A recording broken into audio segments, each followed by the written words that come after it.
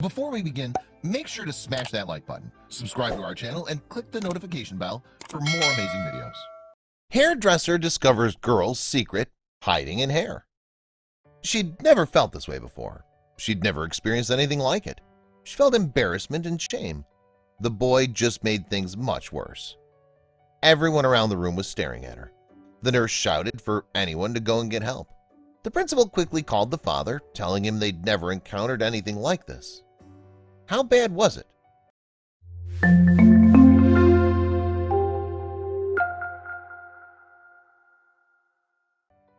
Hannah Combs lived in Harker Heights, Texas.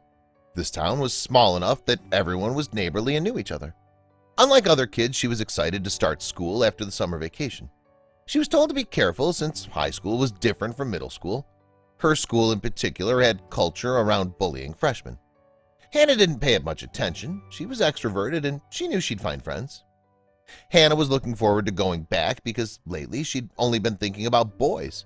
She couldn't wait for her first kiss, but she knew all too well how teen boys could be. They'd analyze her and find something wrong, like how nerdy or plain she was. She'd heard a story about how a girl was teased ruthlessly because of having lice. She wanted to turn all the boys' heads. The only feature that she liked about herself was her hair, if she was being honest. After watching only Marilyn Monroe movies during her summer vacation, Hannah wanted nothing more than blonde highlights. Her hairstylist told her it was a great idea and even gave her advice about the lice outbreak that was going around. Hannah kept looking at her hair in the mirror. It was the week before school and she was so happy with it. Even Betsy, her best friend, told her she looked great. The boys weren't ready for her. She'd even spent a week planning the outfits that she would wear. With her new hair and her new outfits, she'd be the talk of the school. Nothing could ruin her first week of high school. 2 weeks went by without any problems, but she didn't get any attention from any of the boys at her school. There was nothing exciting happening like she expected. Hannah and Betsy scoped out the boys during their lunch break. Maybe it was just too early in the school year for anything to happen just yet. One day outside of school, Hannah was chatting to Betsy when a shrewd-looking boy came up from behind and messed up her hair. He obnoxiously shouted, "Bet you think you look great now, loser." Why would anyone do that? Hannah felt tears well up in her eyes. She couldn't hold them back. It was just too painful. Why was he so mean to her? Now everyone outside the school was staring at Hannah. Was her hair messed up that badly? She'd gone through so much effort just for this to happen to her. You'll have to go to the school nurse now. Hannah could feel her scalp tingling. What was going on? She decided to go to the nurse. Betsy kept consoling her and telling her not to touch her scalp. What was going on? When Hannah got to the nurse's station, she was confused by the nurse's reaction. "Come here, darling, just sit down. Everything's going to be fine. We'll sort it out." This is when Hannah felt scared. The nurse told Betsy to fetch the principal.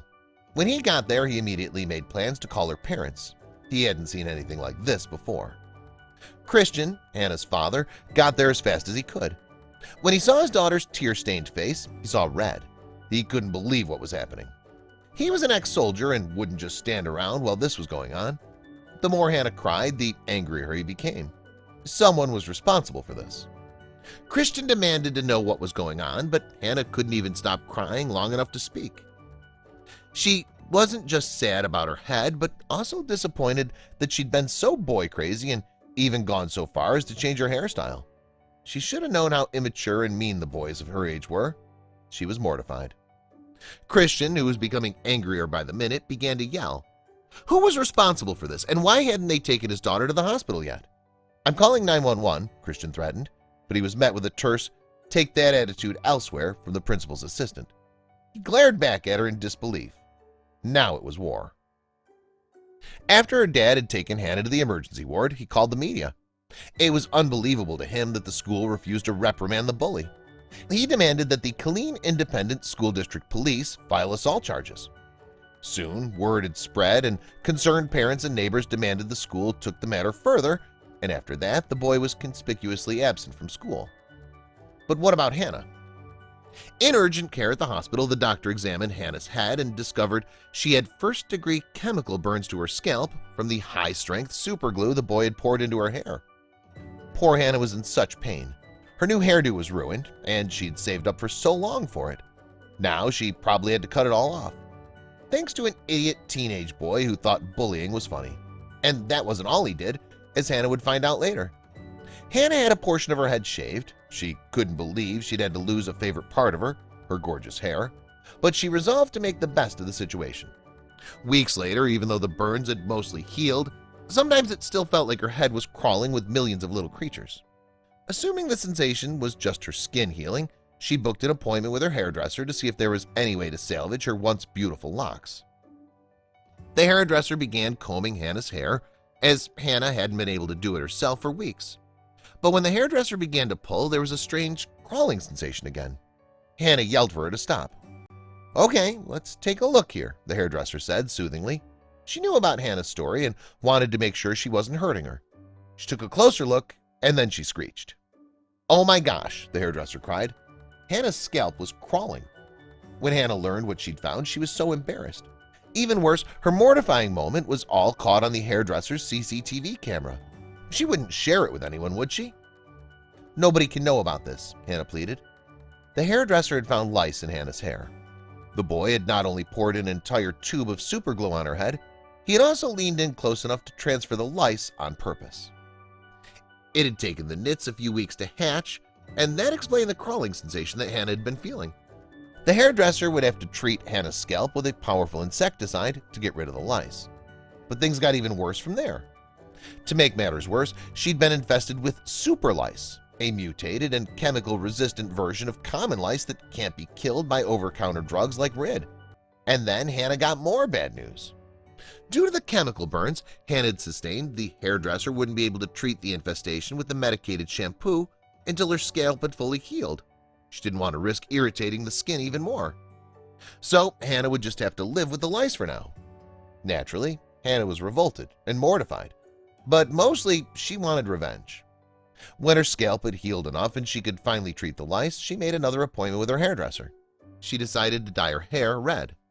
Not only did she love the color, but she also wanted it to represent the deep anger she felt. She was still planning to make that bully pay. Hannah wasn't going to do it herself. She wanted to take a stand for every kid out there who had experienced bullying. Bullies shouldn't be getting away with their actions. Her mother and father supported her all the way. They started a Facebook community called Justice for Hannah to draw attention to the scourge of bullying. For too long, it had been a problem at schools, and they were going to do something about it. Hannah began sharing pictures and details of her ordeal. She also revealed that nothing had been done by the school to hold the bully accountable. Over the coming days and weeks, support poured in. Through the Facebook page, she was able to get enough followers to sign a petition to get the school authorities to make the bully apologize publicly for what he had done. It also called for a suspension and compensation for Hannah's hospital bills. "I want to make a difference. I would like people to stand up for themselves. No one deserves to be bullied. It's not fair for anyone," Hannah said. "I'm just a normal kid with strong beliefs. When it comes to bullying, I stand up for people a lot because of it. But it's worth it." While that horrible boy had ruined the hair that she had loved so much and had purposely given her lice, Hannah was determined not to let it affect her confidence. He simply wasn't going to win, she told herself. "Bullying is wrong," Hannah wrote on the Justice for Hannah Facebook page. "Sometimes it's the bully that really needs the help. Maybe this has made him see that he's been doing things the wrong way." Although some suggested Hannah's parents pull her out of the school, her father believed the bully should have to transfer. "I'm not going to pull my daughter out and uproot her from her life because of what this kid did to her," Christian said. "That child that did this to her uproot his life. He gave up the opportunity to go to Harker Heights when he committed the act." Then the school began to take the backlash seriously. In front of the entire school and parent body, the boy was made to apologize to Hannah. He added that he really liked her and he only did what he did because he hadn't known how to express his feelings for her. "Well, if that's how to express your feelings, then I think you have some serious growing up to do," was Hannah's reply, and walked off the stage to loud applause. Please share this with your friends and family.